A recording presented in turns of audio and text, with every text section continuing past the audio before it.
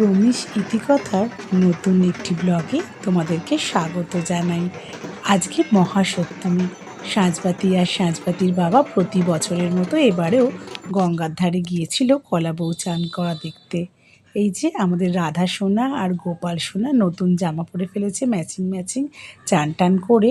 যতক্ষণে ওরা গঙ্গায় গিয়েছিল আমি পুজোটা সেরে নিয়েছিলাম।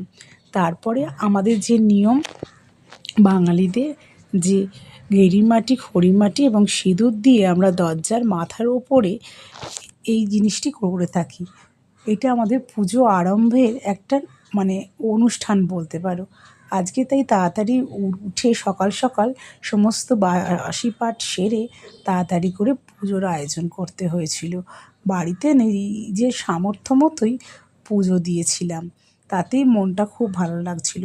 সপ্তমীর দিনকে আমি মণ্ডপে গিয়ে দিই না পুজো, মণ্ডপে গিয়ে দিই অষ্টমীর দিনকে পুজো।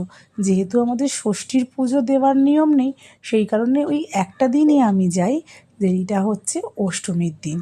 আর দশমীর দিন তো সবাই একসাথেই যাই সিঁদুর খেলায় মাততে, তারপরে ঠাকুর ভাসান, সব ক্ষেত্রেই দিয়ে থাকি।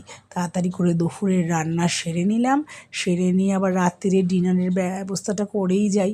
কারণ এখন যা সব কিনে কাটে খাওয়ার ব্যাপার, আমরা ওটাও নবমীর দিনকেই খাই।